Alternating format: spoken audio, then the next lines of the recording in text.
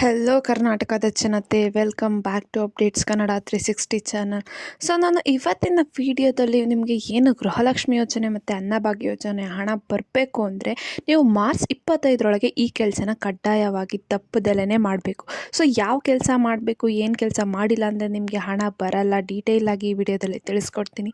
ಮತ್ತು ನಾನು ನನ್ನ ನೆಕ್ಸ್ಟ್ ವಿಡಿಯೋದಲ್ಲಿ ಸರ್ಕಾರಿ ಹುದ್ದೆಗಳ ಬಗ್ಗೆ ಒಂದು ವಿಡಿಯೋನ ಮಾಡಿ ಹಾಕ್ತೀನಿ. ಸೊ ಯಾರ್ಯಾರೆಲ್ಲ ಸರ್ಕಾರಿ ಹುದ್ದೆನ ಪಡ್ಕೋಬೇಕು ಗ್ರಾಮ ಪಂಚಾಯಿತಿಯಲ್ಲಿ ಅಂತ ಅಂದ್ಕೊಂಡಿದ್ರಲ್ಲ ಸೆಕೆಂಡ್ PUC ಆದಮೇಲೆ, ಸೊ ಅಂಥವ್ರಿಗೆ ಆ ವಿಡಿಯೋನ ಹಾಕ್ತೀನಿ. ಸೊ ಆ ವಿಡಿಯೋನ ಮಿಸ್ ಮಾಡ್ಕೋಬೇಡಿ. ಆ ವಿಡಿಯೋ ಗೊತ್ತಾಗಬೇಕಂದ್ರೆ ನೀವು ಬೆಲ್ಲೈಕನನ್ನು ಪ್ರೆಸ್ ಮಾಡಬೇಕು. ಹಾಗೆ ನಮ್ಮ ಚಾನಲ್ಗೆ ಏನೋ ಸಬ್ಸ್ಕ್ರೈಬ್ ಮಾಡ್ಕೊಂಡಿಲ್ಲ ಅಂದರೆ ದಯವಿಟ್ಟು ಚಾನಲ್ಗೆ ಸಬ್ಸ್ಕ್ರೈಬ್ನ ಮಾಡ್ಕೊಳ್ಳಿ. ಈ ವಿಡಿಯೋಗೆ 100 ಲೈಕ್ಸ್ನ ಪಡ್ಕೊಳಕ್ಕೆ ಹೆಲ್ಪ್ ಮಾಡಿ ಅಂತ ಕೇಳ್ತಾ ವಿಡಿಯೋಗೆ ಲೈಕ್ ಕೊಟ್ಬಿಟ್ಟು ವಿಡಿಯೋನ ನೋಡಿ. ಸೊ ಏನು ಅನ್ನಭಾಗ್ಯ ಗೃಹಲಕ್ಷ್ಮಿ ಯೋಜನೆಯ ಭಾಗ್ಯವನ್ನು ಕೋಟ್ಯಾಂತರ ಜನರು ಪಡ್ಕೊತಿದ್ದಾರೆ. ಸೊ ಇದ್ರ ಜೊತೆಗೆ ಪೆನ್ಷನ್ ಸ್ಕೀಮ್ ಯೋಜನೆ ಪ್ರಯೋಜನವನ್ನು ಕೂಡ ಪಡ್ಕೊತಿದ್ದಾರೆ.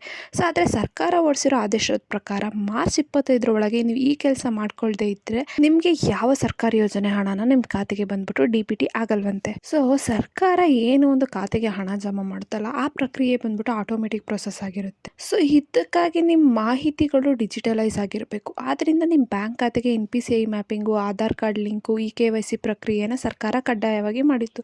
ಸೊ ಅದು ಯಾವುದು ಇಲ್ಲದಿದ್ದರೆ ನೀವು ಸರ್ಕಾರದ ಹಣಕ್ಕೆ ನೀವು ನಿಮ್ಮ ಖಾತೆಗೆ ಜಮಾ ಮಾಡ್ಕೊಳಕ್ಕಾಗಲ್ಲ.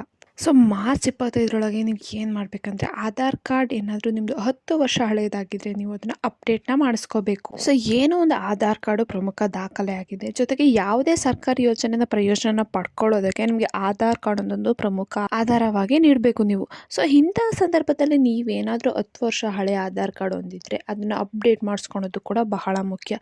ಸೊ ಇಲ್ಲವಾದರೆ ನಿಮಗೆ ನಿಮ್ಮ ಖಾತೆಗೆ ಹಣ ಯಾವುದಕ್ಕೂ DBT ಆಗಲ್ಲ, ಜಮಾ ಆಗಲ್ಲ. ಸೊ ನಿಮ್ಮ ಆಧಾರ್ ಕಾರ್ಡ್ನಲ್ಲಿ ಯಾವುದೇ ಬದಲಾವಣೆ ಮಾಡಿಸ್ಕೊಳ್ಳುವ ಅಗತ್ಯ ಇಲ್ಲ ಅಂದರೆ ನೀವು ಅಪ್ಡೇಟ್ ಆದರೂ ಮಾಡಿಸ್ಲೇಬೇಕು. ಇವಾಗ ನಿಮ್ಮದು 10 ವರ್ಷದ ಹಳೆಯ ಆಧಾರ್ ಕಾರ್ಡ್ ಆಗಿರುತ್ತೆ, ಅದರಲ್ಲಿ ಏನೂ ಚೇಂಜಸ್ ಇಲ್ಲ ಆದ್ರೂ ಕೂಡ ನೀವು ಅಪ್ಡೇಟ್ನ ಮಾಡಿಸ್ಕೋಬೇಕು ಏನಾದರೂ 10 ವರ್ಷದ ಹಳೆಯ ಆಧಾರ್ ಕಾರ್ಡ್ ಆಗಿದ್ದರೆ. ಸೊ ಉಚಿತ ಆಧಾರ್ ಅಪ್ಡೇಟ್ಗೆ ಸಮಯವನ್ನು ಇನ್ನಷ್ಟು ವಿಸ್ತರಿಸಲಾಗಿದೆ ಸರ್ಕಾರದ ಕಡೆಯಿಂದ.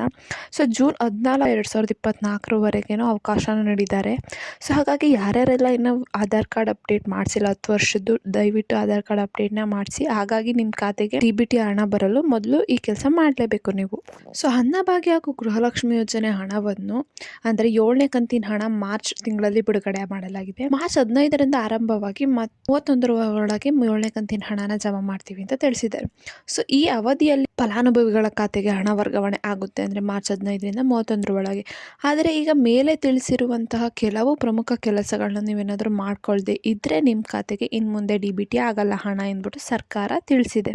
ಸೊ ಅದಕ್ಕೆ ಯಾರ್ಯಾರೆಲ್ಲ ಇನ್ನು ಅಪ್ಡೇಟ್ ಮಾಡಿಸ್ಕೊಳ್ಳಿ, KYC ಮಾಡಿಸಿಲ್ಲ ಮಾಡಿಸ್ಕೊಳ್ಳಿ. ಮತ್ತು ಆಧಾರ್ ಸೀಡಿಂಗು, NPCI ಮ್ಯಾಪಿಂಗ್ ಅಂತೂ ತುಂಬಾ ಇಂಪಾರ್ಟೆಂಟ್. ಯಾಕಂದರೆ ನಿಮ್ಮ ಡೇಟಾನ ಡಿಜಿಟಲೈಸ್ ಮಾಡಿಸ್ಕೊಳೋದು NPCI ಮೂಲಕ ಮತ್ತು KYC ಮೂಲಕ. ಸೊ ಅದಕ್ಕೆ ಈ 2 ಪ್ರಕ್ರಿಯೆ ತುಂಬ ಇಂಪಾರ್ಟೆಂಟ್. ಯಾರ್ಯಾರೆಲ್ಲ ಮಾಡಿಸಿಲ್ಲ ದಯವಿಟ್ಟು ಮಾಡಿಸಿ ಅಂತ ಕೇಳ್ತಾ, ಸೊ ನಾನು ಮುಂಚೆನೇ ತಿಳಿಸ್ದಂಗೆ ನಾನು ನೆಕ್ಸ್ಟ್ ವೀಡಿಯೋದಲ್ಲಿ ಸರ್ಕಾರಿ ನೌಕರಿಗಳ ಬಗ್ಗೆ ಮಾಡ್ತಾ ಹೋಗ್ತೀನಿ ವೀಡಿಯೋಸು. ಸೊ ಅದು ಗೊತ್ತಾಗಬೇಕಂದ್ರೆ ನೀವು ನಮ್ಮ ಚಾನಲ್ಗೆ ಸಬ್ಸ್ಕ್ರೈಬ್ನ ಮಾಡ್ಕೋಬೇಕು. ಹಾಗೆ ಬೆಲ್ಲೈಕನನ್ನು ಕೂಡ ಪ್ರೆಸ್ ಮಾಡೋದನ್ನ ಮರಿಬೇಡಿ ಅಂತ ಕೇಳ್ತಾ, ಏನೇ ಪ್ರಾಬ್ಲಮ್ ಇತ್ತು ಅಂದರೆ ಕಮೆಂಟ್ನ ಹಾಕಿ, ನಮ್ಮ ಪ್ರಾಬ್ಲಮ್ಗೆ ನಾವು ಉತ್ತರ ಕೊಡೋಕ್ಕೆ ಟ್ರೈ ಮಾಡ್ತೀವಿ ವಿಡಿಯೋ ಮೂಲಕ ಅಂತ ಹೇಳ್ತಾ ಧನ್ಯವಾದಗಳು.